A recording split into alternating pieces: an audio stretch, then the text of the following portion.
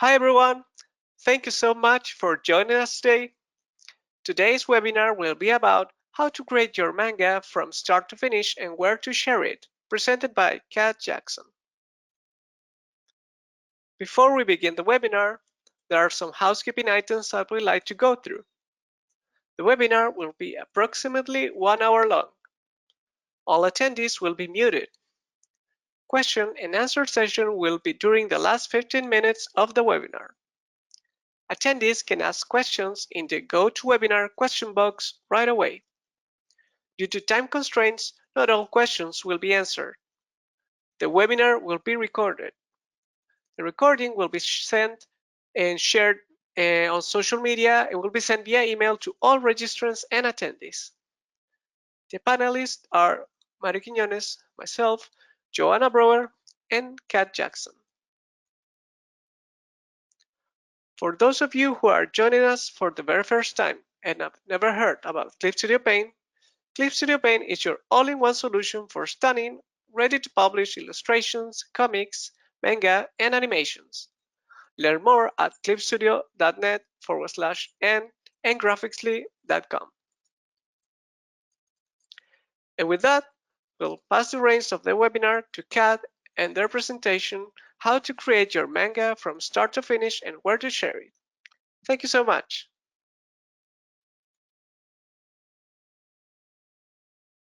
Hello. Hi everyone. How is everyone doing today? Hopefully we're doing pretty well. So my name is Kat Jackson. I am a comic and manga artist from South Dakota, USA. If you don't know where that is, that's perfectly okay. Most Americans don't know either. I'm located in central United States, sort of more towards the north. So I'm gonna make sure we got everything. Whoops. That was my bad. I totally did that. There we go. Perfect. So we should be able to see my screen. Today, I'm going to be sharing with you guys how to actually start your manga, not just drawing it, but how to think about it beforehand, how to plan it, and then thinking about, oh, how do I share this, exporting. I'm going to kind of go through all the little tidbits that people don't really talk about with making manga other than drawing. And so I'm going to be doing everything else. I'll touch on drawing just a little bit, especially when we get to paneling. But from here on, let's go ahead and get started. So, yeah, you guys want to make a manga? I like making manga. Let's help you make a manga. Manga is a really big adventure and it's a really big task, no matter how small the project that you're doing actually is. Even something like a 5-page, a 10-page, or even one chapter, which is typically about 15 to 22 pages, can be really, really overwhelming if it's your first time making something. So that's why I'm doing this webinar for all of you, to make sure that you're not overwhelmed going through this process. I'm going to be helping you by offering advice on planning your manga and then how to share it and posting it after that. So with that, let's go ahead and jump right in. So firstly, I want to talk about the different types of platforms you can offer. Now, I only chose 3 platforms here to kind of cover, but it's really, really important to think about when you're starting your manga. How do I want to share it? What kind of manga do I want to make? There's all different kinds of formats and sizes. You have your traditional page format, which we all know and love. Think of your standard tankobon volume, or even just online, it's typical page formats. Then you have something like yonkoma or 4-koma, which are much like comic strips in terms of how they're formatted. Then you have things like manhwa, manhwa. There's like Korean and Chinese style manga, which have their own little variances versus like your typical Japanese manga. And then if you really want to get in the little subtleties, you've got things like doujinshi, which are like fanzines. So it can get kind of complicated. Understanding what you want to do, or even just have like a general idea, will help you a lot in choosing a platform, because they're not all created equal. So the webtoons and Tapastic are very, very similar in terms of how they're formatted. So I didn't show both of them. I just chose webtoons because it's the more popular one that I'm aware of. So with size on webtoons, for example, you're only allowed to post things that are 800 by 800 pixels wide by 1280 tall. That may sound really large to a lot of people, but ultimately it's really not, unfortunately. And if you upload something that's smaller than that, it'll upscale it and then it can make your work blurry. And so it's really important that you know, oh, hey, this is the size I need to export, and keep that in mind in the future once we get to the part where we start making the actual pages themselves. Also, what type of format does webtoons typically have? They have your vertical scrolling format. You can post like traditional page format there, but it's typically not the easiest. It doesn't go very well compared to like a lot of other series. Usually they just prefer that vertical scrolling format, and usually with their featured series, usually I think they call it Discovery, like their featured series, they're usually all in vertical format. And then do they have biases? No one likes admitting this, but a lot of platforms have certain biases. And it's not that they're purposely going, we only want these genres, we're going to exclude everybody else. That's not how it's like, it's not usually done on purpose, but that just tends to be the environment that they have. Webtoons and Tapastic typically favor action, romance, fantasy, comedy. Those are very, very common genres, but you have a lot of other genres like educational, history, mystery, drama, like all those other things. Well, drama is pretty popular in Webtoons and Tapastic. When I was on Webtoons, and I was on Webtoons for a little while, one of the things that I ran into is I had a mystery style story, and it did very, very poorly because it wasn't in a popular genre. The other problem that I had, and this is the point of this is the hard thing to talk about, is color versus black and white. People love color. Color is more fun to look at typically than black and white, especially when you're thinking about what type of format Webtoons is. It's technically Korean style comics, so most of them, they're not going to be your typical manga. And so you have to think about, do you want color? Do you not want color? The other reason to think about it in terms of platform is how much time do you have? Something colored is probably going to take way more time than something black and white. And so it's really, really important to know, okay, well, which one do I want to do? And if you don't know the answer right away, that's totally okay. None of these things you have to know 100% right away, but these are things I'm giving you to maybe help you kind of consider, figure out what you want to do. Then we'll kind of move on to GlobalComix. GlobalComix is another comic platform. What's actually interesting about GlobalComix is it allows a wide variety of comic types. They don't tend to just favor one type. It's definitely a newer platform compared to something like Webtoons or Tapastic. Tapastic is just the new version of Ink Blazers, if anyone remembers that. Shout out if you guys remember Ink Blazers. But anyway, so with GlobalComix, it's sort of like a universal platform. It's personally the platform that I chose. You can have your Western style comic, your manga, you can have vertical scrolling comics, horizontal scrolling comics. It's a really universal platform, and there are so many different types of comics there. It's really great. Plus, the other benefit that I found is they don't really have the color versus black and white bias that, say, like Tapastic or Webtoons might have. So that's really, really nice for someone like me who prefers to work in black and white and not color.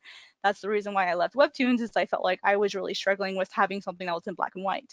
That's not saying something black and white can't succeed on Webtoons, but it'll probably be far more difficult. The other thing is Webtoon size. They don't have like a limit per se, but they have more like an advised size. And so again, here's the reason why considering your size matters. You make your comic and it's gorgeous and it's beautiful, you're ready to export, but you have to now make a version for GlobalComix, a version for Webtoons, a version for Tapastic, a version for Metabang, a version for Pixiv. For every single mirror site that you have, you now have to make a separate version, which is really annoying, believe me. I used to do it. I used to upload my stuff everywhere to like all these different platforms. And so figuring out maybe like one or two platforms you want to focus on based on what might help it succeed the most is going to be really, really important for you. With GlobalComix and its genres, it's really healthy. It's got a good balance. I've been on the platform a lot, and while it's not a very old platform, there's a nice, healthy mix of genres. They don't really seem to lean one way or another, which is kind of cool. Then there's PopComix, which is an older one. It's a little bit older than GlobalComix, but it's definitely younger than Webtoons. They have a different size requirement of 1440 wide, 30 or 2036 tall. It does have an upload max size, just like Webtoons does. With PopComix, you can do things like traditional format or vertical format. It doesn't really matter. You can also do what's called. Yes. Can you slow down a little bit? I'm sorry. I'm sorry. I think you're going really I'm just fast. excited. I'm so excited. I'm so sorry. Thanks for letting me know. Yeah, just a little bit. So, okay, cool. Thanks. So with PopComix, you can do a wide variety, or you can do like 3 main different formats as far as like your page setup. You can do vertical, you can do side scrolling, you can do your traditional page format. It's really great. Now, really quick, with GlobalComix, here's what makes it different. So in traditional page format, usually when you upload something, it's whatever the size it is. And when you want to zoom in, you have to like actually like click on the plus button or use your fingers to try to zoom in, right? That's kind of annoying. What GlobalComix does to make it a little bit different is, say you've got your page, oops, too big a brush. Say you've got your manga here, you've got a page here, and a page here, which you can actually, or frame. What you can actually do is built into the UI of GlobalComix, you can actually create frames to zoom in so that instead of viewing the whole page at a time, you can still view the panels one by one by one by one, but still upload it into the page format. That way you don't necessarily have to worry about it being invisible or unviewable. That's why I really, really like the GlobalComix version.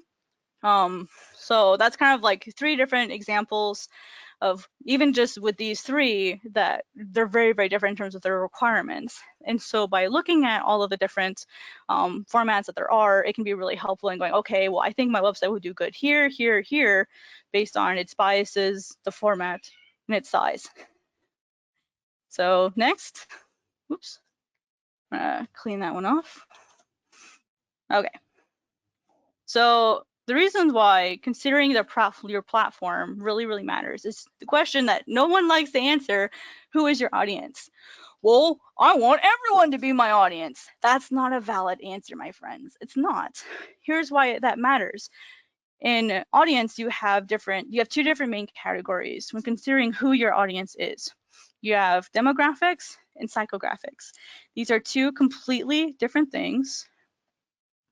Turn my snap off. There we go. Your demographics are more like what? Like, what are the people? What is their age, their gender, their race, their location, their employment? These are typically things that they can't easily change, and just what they are. How do we define them as a human being? And then we have who they are, which are your psychographics.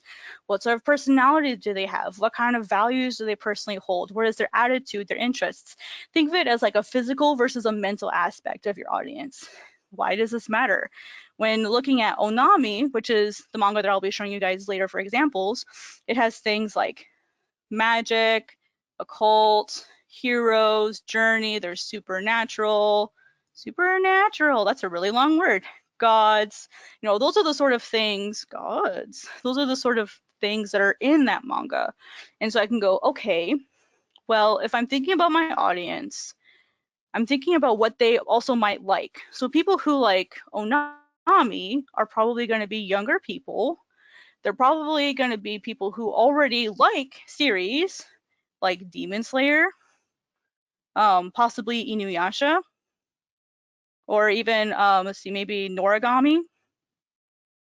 Whoa, that was a really bad spelling.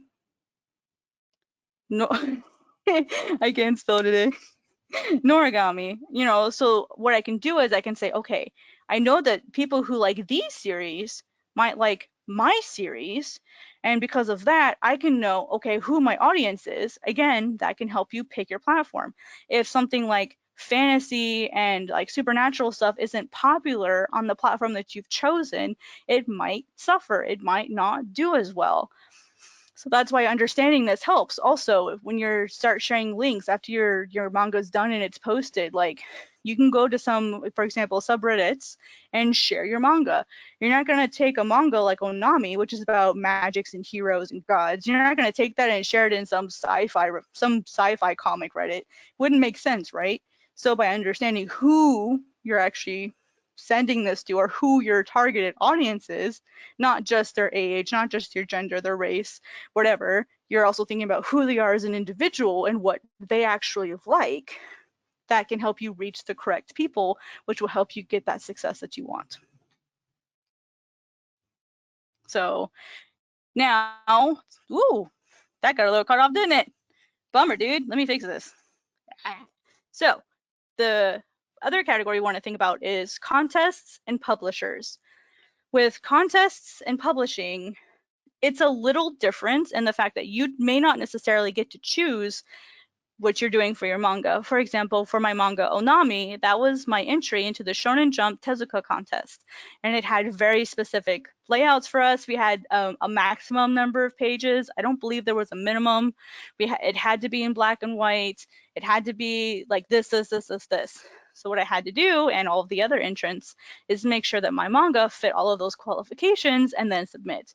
For example, the biggest thing that I saw when I was looking through some of the entries is some of the entries were in color. Like the pages themselves, the interiors were in color.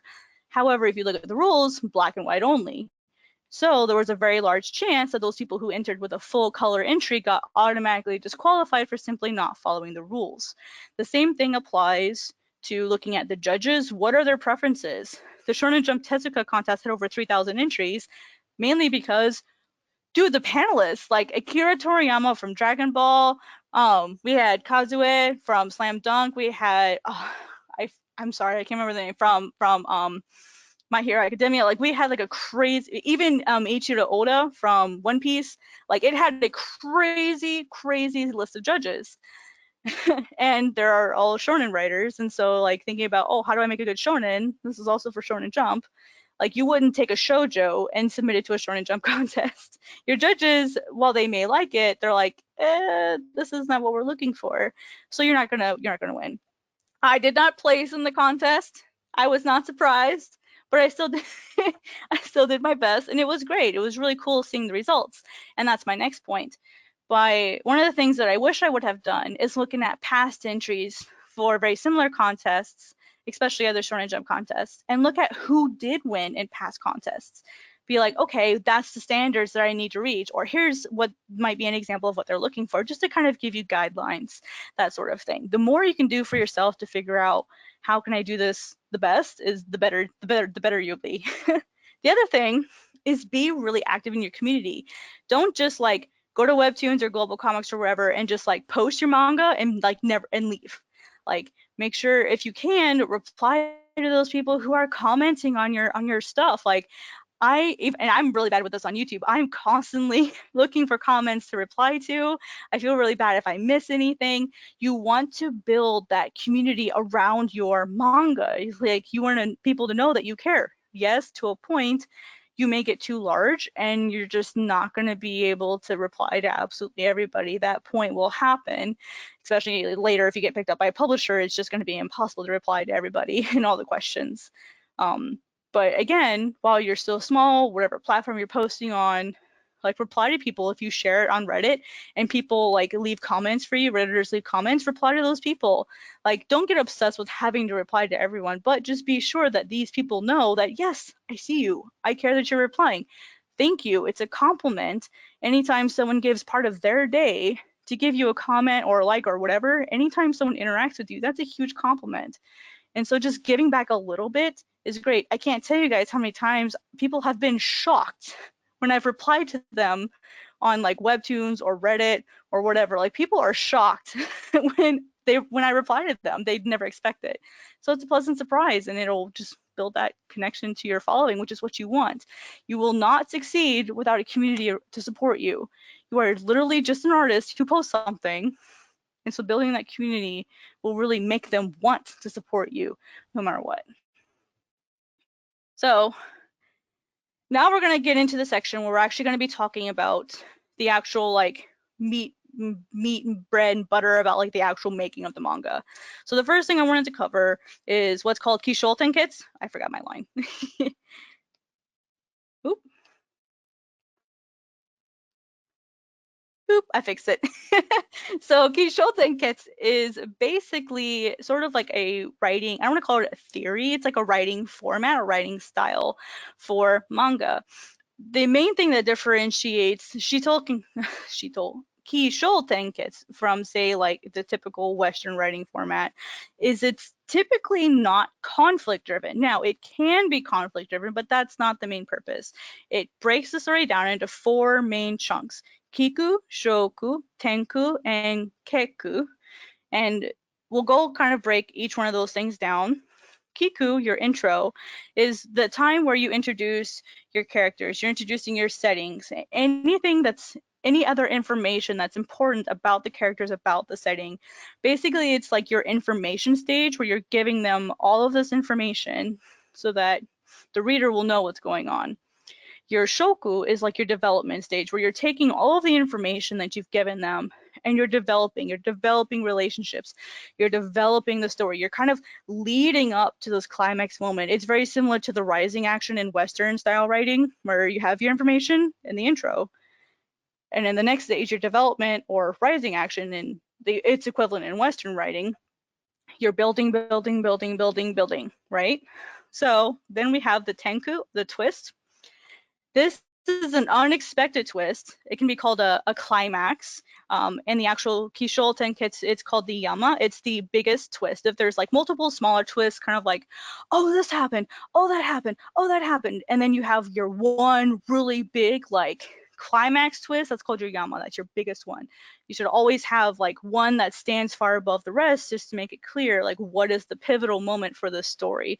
And that's what you want to focus on, is whatever that major twist is, that's in your third act. That's when you show that.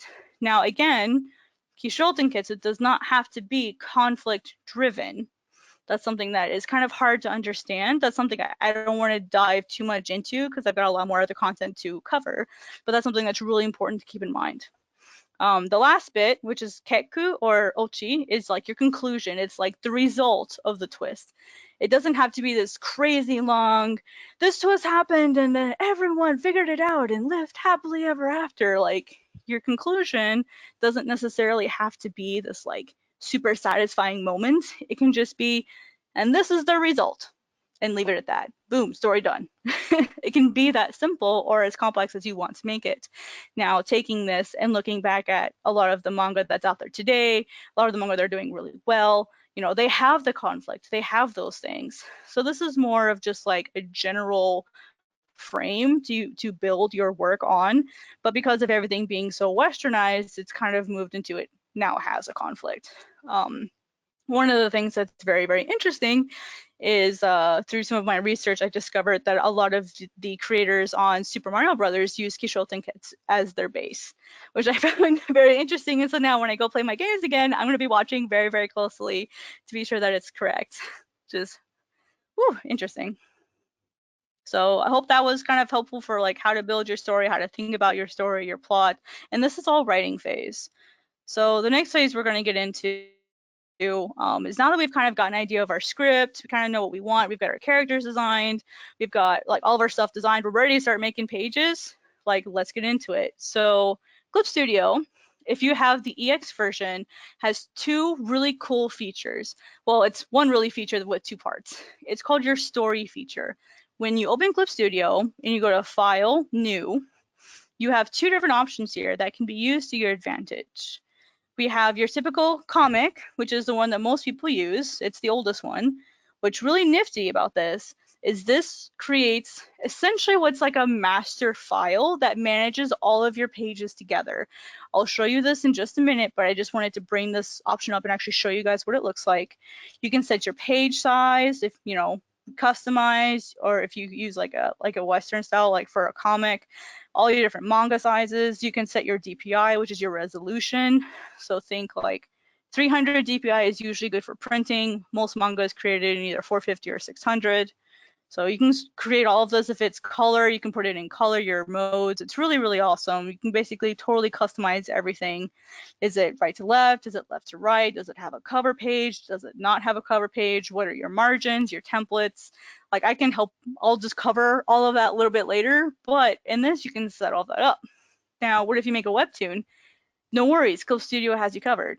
If we click on the option right next to that where it says webtoon, this will actually let you set up a webtoon file, full scrolling format with like preset pages. So in our example, let's just say we want a width of 800 because that's webtoons, and we want 20 pages. We'll come down here to where it says page settings, number of divisions. We want 20 pages, right? So we're gonna put in 20. Look at that. All here, it's already pre-cut for us.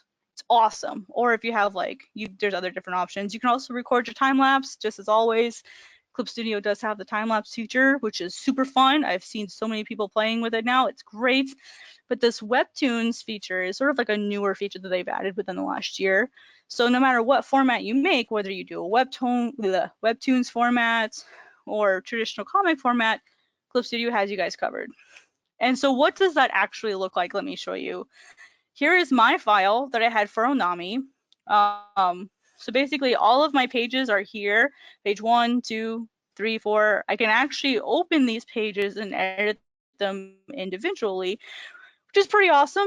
Some of the pages are split, some of the pages are combined together into a spread.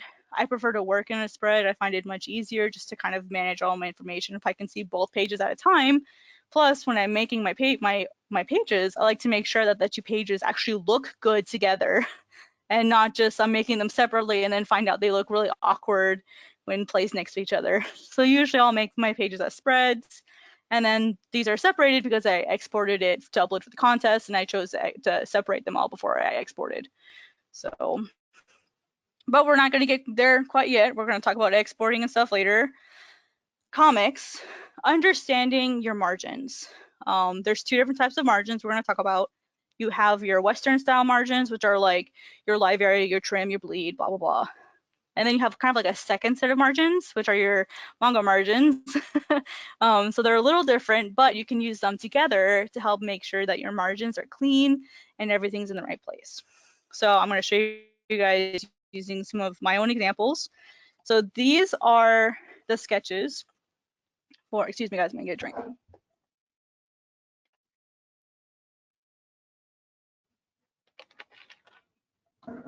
Much better. So these are the pages for my own manga. These were Onami. What you guys can see here, let me kind of dim all these pages out a bit, is we have our margins in here. You guys can actually see, let me actually just turn these off temporarily. We can see these margins, and these margins are really, really important, even if you're not going to be printing your manga. So right in here, this green area is called your live area. Live area, or sometimes it's called the safe area. This is everywhere. You want to keep everything that's important. Things like hands, feet, faces, text especially. If I turn all of these back on, we can see that right here, I kept my text in, his whole body is included in here. The face, yes, is partially cut off, but the main features of the face, the eyes, the mouth, the nose, are all included within this margin right here, which is right here. It's that green area, if you can see it. That's why it's green, it's the good area. And then the other area that we have, the sort of yellowish area, is called your trim. And that's because at the margins where the yellow meets the red is where your printer would typically make the cut. In digital, it's where your editor will crop. They don't keep all the way out here. Just because it's digital doesn't mean they're going to keep everything. And so why do they cut there? Why do they not cut on the end? Well, you have the last line, which is called your bleed, which goes right here. It's this outer margin. If you're taking artwork that goes all the way out to the edge of the page, if you stop your artwork at the trim line, you run the risk of it not being cropped properly and having like this tiny thin white sliver at the edge of your page. And that would drive people bonkers, especially your editors. They work hard enough as it is, make their lives easier. And so what you do is you take your artwork all the way out to the edge. If you want your artwork to go all the way out, you take it to the bleed line at least, and you'll see these little lines here. Stop right there. Like, don't go further than that. It's not really necessary to go further than that. So that's kind of the first part of that. But here's why a lot of this other stuff matters. When we're talking about manga, you have different categories here. So this inner area is called your hanmen. It's basically the same area as your live area. What's interesting to note about that particular area, if you guys open up a typical manga page, I'm not opening up any because copyright. If you open up a typical manga book in any tankobon, you actually look towards the center part where the pages meet, you will notice that most manga will stop right here, this middle line. So here's our middle area. Most panels will stop at the edge of this hanmen, the inner part. And they do that because this area in here is most likely going to get cut off. You won't be able to see anything. This sort of center gutter where you don't want a lot of artwork, anything that's important, is called nodo. You don't want, when I was being taught this, I was told that it's called the no-go area, but it's actually called nodo. You don't want to put a lot of stuff there. Now you can, especially if you're doing a full page spread, which is 2 pages together for like one image, or the image overlaps onto the other page, or what's called a splash page, which is where one panel for the whole page, it's like a full page image. It's called a splash. So, and then in manga, you also have other things. You have the top area, which is all above here. It's called your ten, which is easy. It's sky. You have your chi, which is like your bottom area. Like how far do things go down to the bottom? How far do things go to the top? And then on the sides, you have koguchi, which I wrote in English here because I don't know how good my pronunciation is. Koguchi. So that's sort of like your sides there. So all of your margins matter, even if you're not printing your work, because if you have an editor who's working with you, they're going to want to make sure that all of your lines are and edges and paneling is clean. So yeah, that's a lot to think about. The other thing that's really interesting to notice is what is called komawari. Komawari is sort of like the science of, it's not really science, like science theory of how you plan your manga pages out. For example, in a chapter, remember a chapter is about, so let's, for theory, say it's about 20 pages. Your first 2 to 5 pages are what are called, rough, meaning there's not a lot of panels to them. It's like maybe 2 to 4, 5 is pushing it. Like 2 to 4 panels on a page. So it's low action. It's sort of building up into it. Remember Kishoten Kids, they do this on their pages also, as far as like how, like the beginning of your manga. So if this is your manga, the first 2 to 5 pages have small numbers of panels, which are called rough. The middle of your manga, they're called dense pages. They'll have higher numbers of panels because that's your action. So it's maybe something like 4 to 7 or maybe even 8 panels on a page. And then towards your last 2 to 5 pages, you're going to go back down to rough. This is pretty much the exact same example as Kishoten Ketsu, where your action builds up, you have your climax, then you go down. It's literally everywhere in writing and stories. So understanding this idea of having low action, high action, low action creates a smooth flowing story that doesn't feel stagnant. It's really easy for stories to get really stagnant when creators don't pay attention to how their comics and the way they panel actually affects the reader psychologically. There's like a whole theory behind that, but what you're looking for is called, I'll write it for you, it's called komawari. The Silent Manga Audition has a wonderful article about this, and they also have some of the stuff on their YouTube channel as well. So make sure you look into that if you're interested in more. So we're going to move on to the next section, which is like when you actually make the pages, or what sort of steps do you have when you're actually putting this together? And so the first thing is, you have your script. And then when you're starting to do your pencils, starting to figure out what you want your page to look like, that's called your name. Some people know it as nemu. So that's sort of like the other name for it is pencils. That's what we call it in Western comics. Some people go otherwise and call them layouts. They're all generally basically the same thing. You're figuring out the panel layout that I want, what sort of expressions do I want, what sort of like posing do I want. That's basically the whole point of that, is to get all of that kind of figured out as you go. And usually it's easier to do what's called batch processing. You do all of the scripting, then all of the pencils and nemu. You do all of that together. And then when you're ready for the next stage, you go to your inks. Some people call this a line art. It's pretty much the same thing. What I usually do for this, what I ended up doing is I did all of my black fills as well. The other thing to consider, which is really important, is your lettering. So most people, or text, and this includes everything from sound effects to speech bubbles, thoughts, whatever. Most people start their lettering in the name phase. They're figuring out, where do I want this bubble to go? Where do I want that? Where do I want this? They do all of that in advance so that they're not doing these like beautiful artworks after you get to the tones, and then you have to cover it up with text. Like, how depressing is that? It's the same way when you're doing a vertical scrolling format. You'll make your name, you'll put in your panels, you do all this stuff before you do your, you'll do your name, and then you do your ink, and then you do your tone, and then if somewhere usually around here you also do your text, or lettering as they call it. So there are actual people that have jobs called letterers. I know a letterer who works on One Punch Man. He's awesome. He's super sweet. He's really funny. And he was the one who taught me about doing the text early on. That way I can go, oh, well, now I don't have to worry about covering up my beautiful artwork after I'm done with the text. So looking at how to break your artwork down into manageable steps so that you're not like, oh my gosh, I have like all these pages to do. I'm so overwhelmed. How do I do this? You break it down into step by step by step by step, and everything gets suddenly way easier. So now that we've done our pages, what are some other fun things to consider? Assets, my friends. Assets. Clip Studio has these amazing things called assets.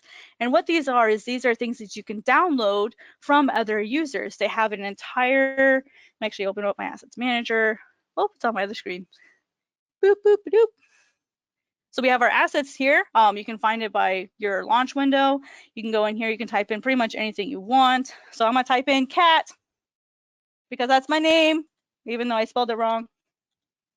So I can type in cat, and I can find all kinds of cat stuff. Maybe cat eyes, cat brushes, cat poses, cat earphones, cat willows. Like, you can literally come here, you can type in, you can find all kinds of things. You can have brushes, you can have poses with 3D models, you can find like backgrounds, you can find all kinds of things. Like if I type in, say, like jungle, let's say I'm going to be doing a jungle background, I can type in jungle and see, oh, look, here's grass, here's leaves, here's presets, here's brushes. Here are all kinds of useful tools that I can now use for my disposal. Now, some people may not like this because using assets is cheating. It's not, okay? The phrase that I'm looking for is called work smarter, not harder. In the end, no one, I don't want to say no one cares how you get it done, but your editor, if you ever have one, is going to want it on time. And if you're the person who wants to sit here and go, I want to draw every single line of the leaf by hand because it's pure artistry, like, that's nice, honey, but can you finish on the deadline on time? You know what I mean?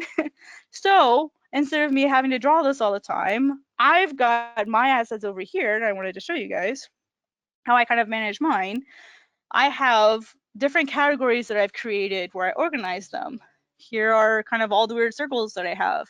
Here are some of the flowers that I have. Like here's a sakura cherry brush. Ooh, that's colored. Did you guys know that you can, by using your foreground and background color, you can set those colors? If I want a green sakura, I can have a green sakura. Let me go find some. Let me go find some clouds here. I want some green clouds. Woo! Isn't that awesome? Heck yeah, it is. It's great. So using your assets are something that you can use for yourself. You can download 3D models and bring them in. I'm not going to do that because that tends because I can get a little silly. So, but you can download all of this stuff. You have all of these brushes you can download. Here's my actual asset manager. Let me hide some of this stuff. Actually kind of show you. I've downloaded a lot of balloons. Whoops. I've downloaded a lot of balloons. There's screen tones, there's patterns, there's backgrounds. All of these assets are there for you to use, copyright free in all of your work. So take advantage of it. So, okay. Exporting. When you go to export a manga, super easy. File. Export multiple pages or Webtoon, whichever one you're doing. This is normal pages, so I'm going to hit multiple pages. And guess what? There's a PDF option for anyone who wants to sell their manga. Clip Studio now has, with their last update, a PDF export option. Fan-freaking-tastic. I'm so excited. If you don't want a PDF, you can go to batch export, and then you can decide, oh, what format do I want? Do I want PNG? Do I want a JPEG? Yes, it can matter. I'm not going to go too far into it. I just wanted to show you guys how you do it. And then if you're exporting a webtoon, you would do the same. File, export webtoon. You can also export a page as a single image if you want. So if you want like just that page for like say your portfolio or like a background or something, you can go into export and then whatever your file format is. So pretty nifty stuff. And then what if you can't draw? I get this question a lot as a manga creator. You know, Clip Studio and Graphicsly, they have a lot of resources for people to use. Namely, just like these webinars, you know, they also have resources and they have like an actual ask and they have like a forum. You can go to places like YouTube and Reddit where they have like actual, like, for example, the Clip Studio subreddit, full of information. It's awesome. It's fantastic. If you're insisting that drawing isn't for you, like say you're a writer, and you want to look for a team, that's totally cool. That's awesome. Keep in mind though, and I'm going to say it, a lot of creators don't like working for free. Now you may believe in your project, but it's going to be one of the harder things you do to like get people to believe in your project as well. It can be a little frustrating going, oh, well, I can't draw, blah, blah, blah, and you're trying to find people to work for you, but you actually just don't physically have the income to give them, which is fine. A lot of times what people can do if they want to work as a team, they can either say, hey, well, we're going to share all of our future profit, or we'll share ownership of the project. That's an option, but keep in mind that you have to consider how much time you and the people that you have on your team are going to be giving to that project. For example, if I have a 40-hour a week day job, and then I make my manga. Like my manga already takes up about 3 hours of my day after work. So I only have about an hour or 2 hours a day that I can give to someone else on their project. That's not really a lot of work that I can do for them. And so when most people approach me and say, hey, can you work on my manga? I have to say, no, I just don't have the time. I'm sorry, I can't work for free right now. If I had more time, maybe. So that's just something really important to consider. It's not necessarily a bad thing, but it's just important to consider. One thing I do want to quickly talk about is GlobalComix. So that's where I like to hang out. That's where I post my stuff. They do have a new place called the Talent Marketplace because it's really hard to find artists. It's really hard to find jobs. Going through things like Upwork and Fiverr, they don't pay that well. You don't really have a way of like posting your own rates. Or say you go to like Craigslist or something, it's just an absolute nightmare. They allow you to post looking for jobs and looking for people. It's brand new. I definitely recommend you guys look to it because it's literally just for comics and manga. It's not like going to Upwork or Fiverr where it's like all arts together. They're just kind of like all mixed. You can actually specifically say, hey, I can do colors. Hey, I can do inks. Hey, I can do pencils. And you can make a listing just for those things or for all of your skills. And so you can also link a portfolio. You can list all of your experience there. It's really great. I'm still kind of dabbling my feet into the talent marketplace as well, because like I said, I do post my work to GlobalComix anyway, but since that's where I hang out, I wanted to be sure I share that information with you guys. Definitely make sure you check it out. And then lastly, making a manga is hard. It's not easy. It's not as simple as putting squares on a page with some text and calling it done.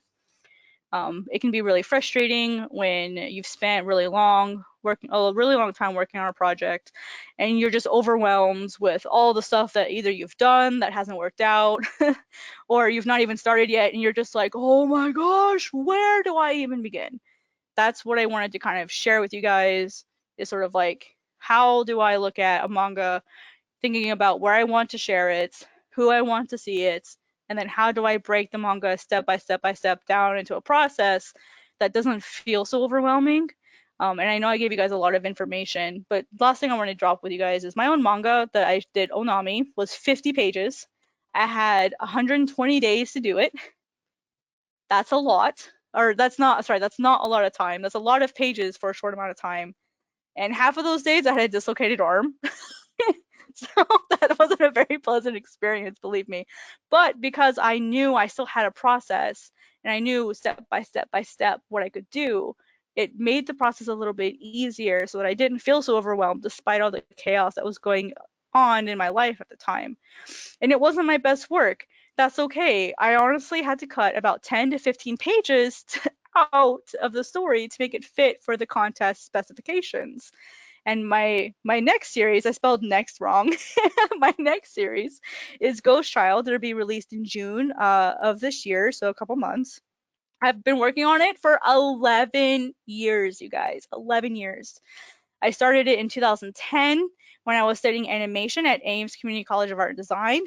Way back when I was fresh out of high school. And I took the project with me to art school. I went to England College of Art and Design, studied illustration there. And so I took that project with me and kept developing it. It's been an animation, a painted comic, a cel shaded comic, a webtoon, a manga, and now it's going to be a manga again. So it's had 6 different versions. Am I frustrated? It's been 11 years and I'm still not done with chapter 1? Yes. However, I've been taking the time to learn and learn and learn. I did an internship with a manga publisher in 2018 that like changed my life, mind blown during that internship. And so I was able to take everything that I'd learned, start a few pages of like a manga, and then I realized, okay, I'm not ready yet. I need to learn more about this writing method called ch承転結. And so I stopped and I learned about that.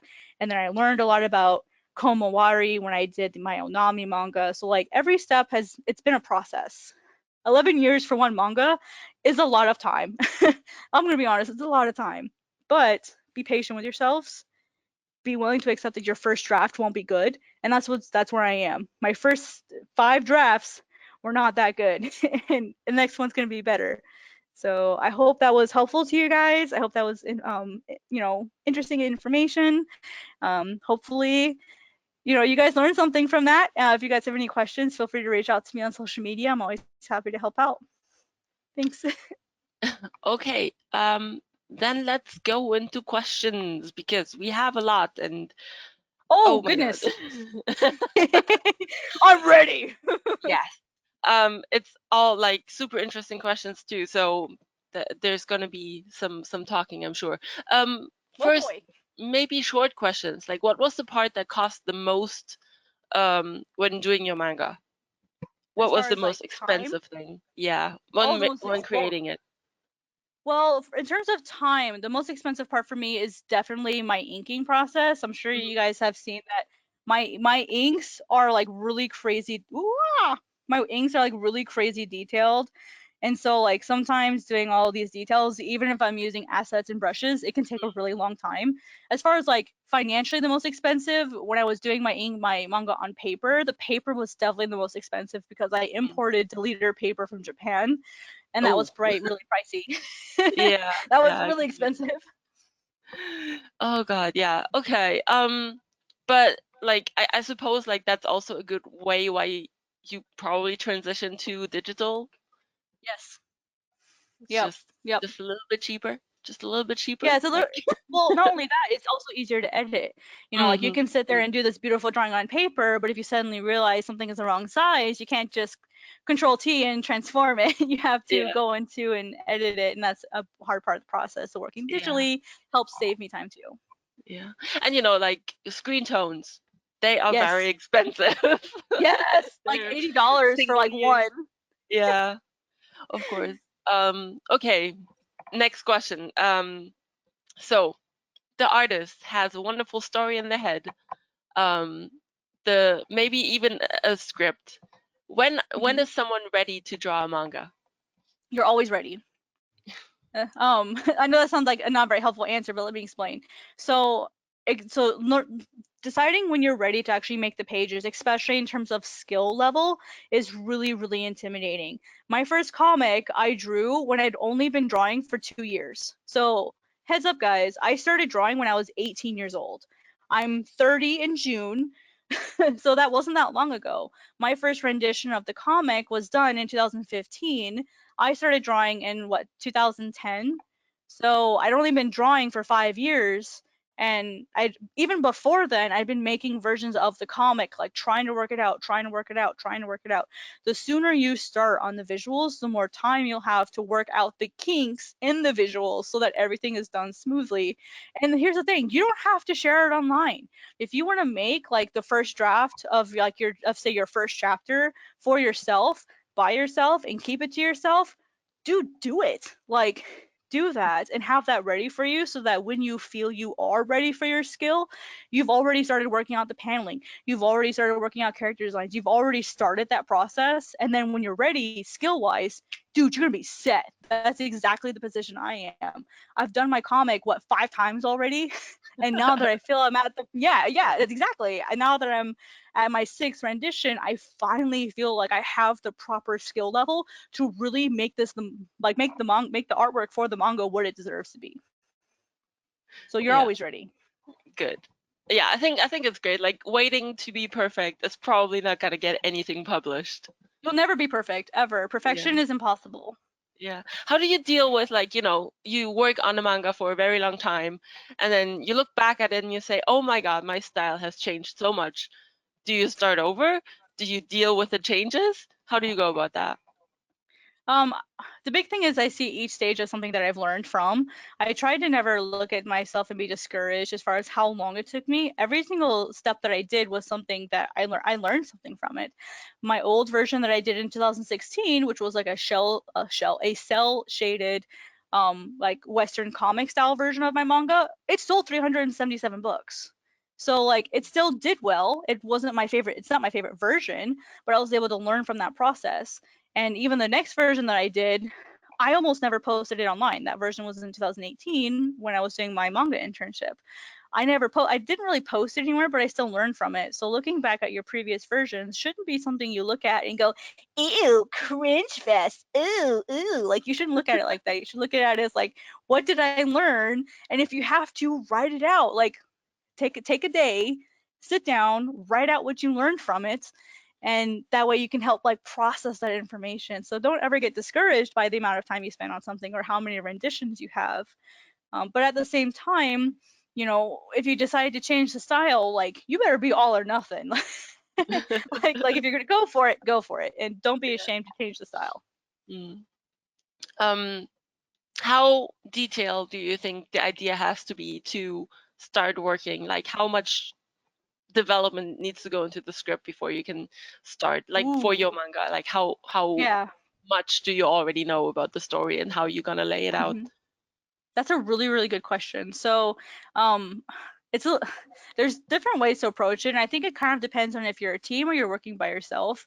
Me personally, I actually have my scripts completely already written out for my Ghost Child manga, and when I did Onami, I actually had my script completely written out before I even started doing the nim. I had everything already ready to go before I even started, but I was already starting to draw out the characters, draw out the landscapes. Like I was in a comfortable place where I knew what the characters looked like. I knew what the environments looked like. I had all of that already settled. And so it's like, okay, well, I've already got the script done. I've now done some basic drawings of what the characters look like so that I'm comfortable enough with their designs.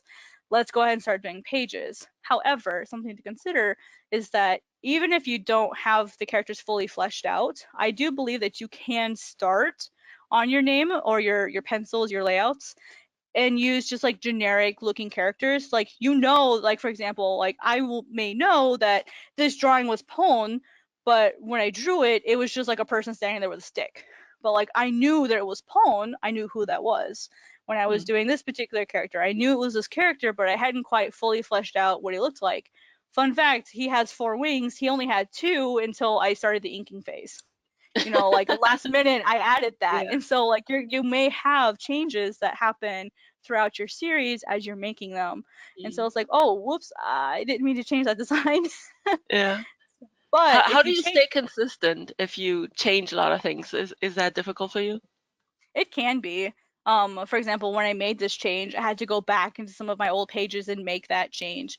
The whole idea of breaking something down into a process is so that you have the least amount of guesswork possible, the least amount of changes made last minute, because that's just extra energy you have to burn now making those changes. As far as character consistency, the number one thing you can do for yourself is to make a reference. I know artists and reference sheets, we don't blend well together, but it is a critical part. When you're doing animation and manga, they have those things. They have a full character turnaround. They have a few basic emotions, and then they have like a section where they draw all of their different like items or tools, things that they may see commonly. That kind of sheet for each of your characters is going to be really, really important to help you stay consistent and also settle on a design that you like. Speaking of design, and you talked about how your line art is very detailed. Like, how do you know when to stop with sketching or inking to not overdo it? Well, that's a stylistic thing. I think personally, sometimes especially, so say you take the artist of like say One Punch Man versus Akira Toriyama. Like they are two completely different styles, two completely different looks. Those artists know, hey, I'm gonna have my style consistency. This is what I want to do. That's why I said it might be okay to go ahead and start playing around with like pencils and the layouts, even while you're still finishing your script, just to figure out what style do you want. Do you want to do something really crazy detailed like One Punch Man? Do you want to do something kind of in the middle, like say Hunter x Hunter or Yu Yu Hakusho, where there's like some inking and there's a lot of inking and some tones, but not very many? Or do you want to go into something that's like really crazy simple, like say Dragon Ball, where there's just not a lot of tones, it's just very, very simple lines, but a lot of it's action. And so part of that is just deciding what look do I want, and then figuring out how to be consistent in that look. What I would recommend is if you don't have a sample with you in your office or your home, wherever you work, get some. I went out and bought like hard copies of some manga that have the look that I want, mainly Noragami, Yu Yu Hakusho, and Fullmetal Alchemist. I love that sort of like middle ground look. And so I went out and I bought some so that I can sit here while I'm drawing and see, how did this artist draw something like that? How did they shade this? Did they tone that? Have samples, have references.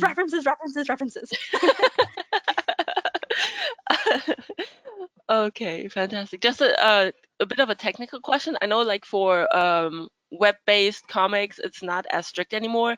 But what is your recommended length for a chapter? I know in Japan that's really strict. Yeah, Japan can be pretty strict. Typically, I usually say between like usually for me, I do like 18 to 26 pages. I try not to go as low as 15, which I know exists, and I try not to go as high as 30, which I know exists. So usually I'll settle it kind of in the middle between like 18 to 26. Most of my chapters are only 20 to 25 pages. That way it's a nice set of 5 numbers. The only thing you have to consider is, when you're doing odd or even numbers, is how is it going to look in terms of your final count, because most books are in counts of 4 just for printing purposes. And so thinking of that final number, if you plan on printing your manga, is really important to make sure it's always a multiple of 4 when everything's done. Exteriors, which are like your covers and stuff, and your interiors, which is like the actual like body of your story, making sure it always adds up to 4 if you plan on printing. Yeah. Okay. In that line, having a full epic as a beginner is pretty scary. Even if you have the idea. Don't do. No, here's why. If your first story is going to be this huge, crazy epic, like you are going to be so easily overwhelmed. It's easier to stick to smaller, and even you can keep the epic, like you can keep working on it, but do short stories. If you, because especially if you've not made a manga before, if you can't handle a 10-page story, there's no way in heck you're going to handle a 20-volume story. Like you need to know if this is what you really, really want to do. Too many people jump off the deep end into this crazy, huge, like 100, like multi-100-page story when they've never even done a 15-page story or one chapter story. For me, doing Onami, which is 50 pages, which is more than twice it's more than 3 times what I did previously, which was 16 pages. It was a huge jump. That just from 16 to 50 is a humongous jump.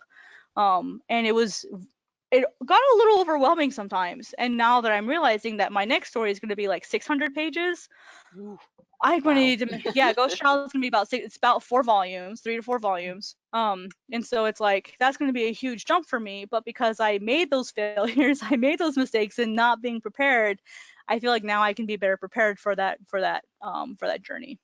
Yeah. Got a good question in that regard, because you also mentioned you're working a regular job. It's like, how do you stay motivated while having a job and still drawing your drawings? I live for my work. I live for what I do. As I said before, like I went to college, I went to art school. I Like I can go to work and it's not fulfilling, but it's also creative in a way. I work as a printer, and so I operate specialty printing systems, and so I'm sitting there thinking about art and creative stuff all day long.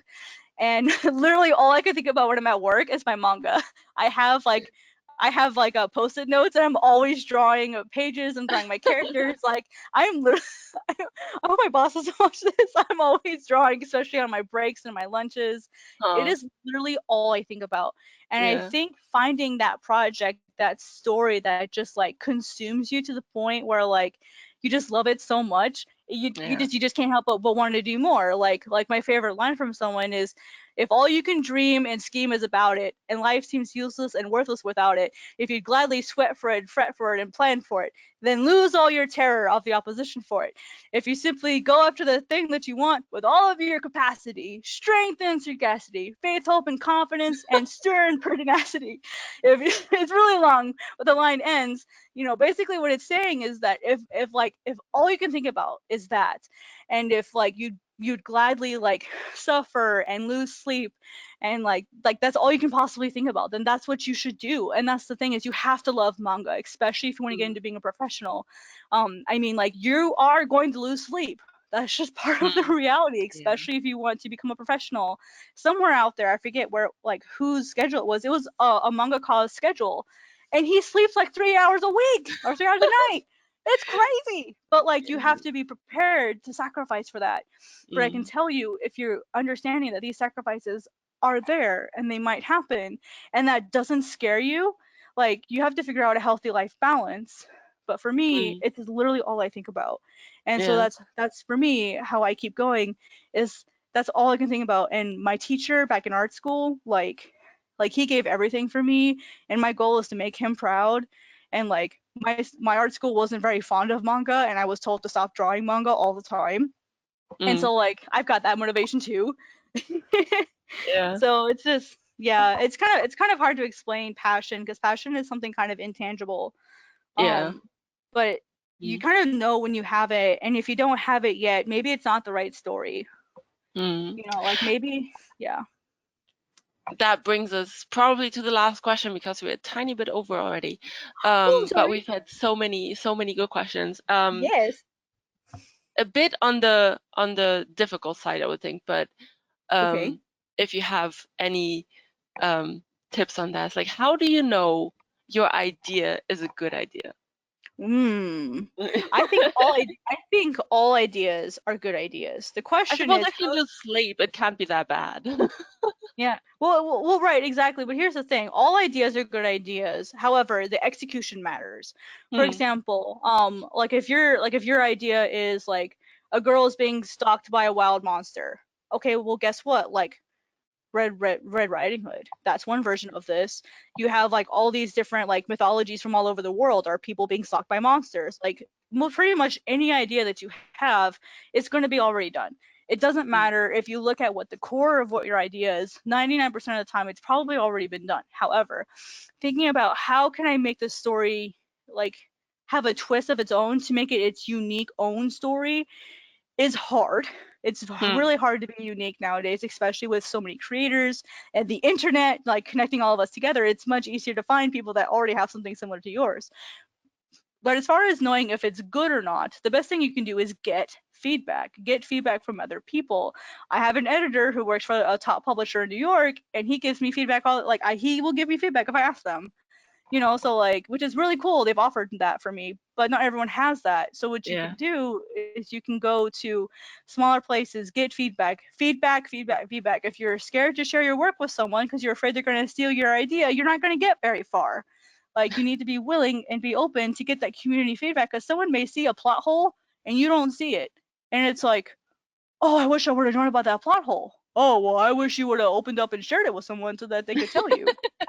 You know Yeah. what I mean? So like, get that community feedback. And Yeah. sometimes you may have a good story, but everyone thinks it's bad. You know how people feel about her, but look at J.K. Rowling.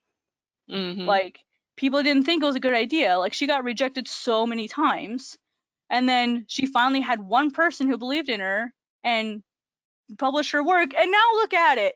Like, Yeah. sometimes you will have to decide for yourself if you believe the work is good, and make sure you know how to properly execute that. So you can have a good idea, but if you have a bad execution, it's going to look like a bad idea. Yeah. So I think we could probably keep talking about this for another hour, yes, but unfortunately, unfortunately, we're out of time at this point. So I'm really sorry to cut it off here. But thank you so much for all your insight and all your guidance to how to start a manga and drawing and everything. So it was very, very informative. Thank you so much for yes. your time Oh, today. thank you guys so much for having me. I really appreciate it.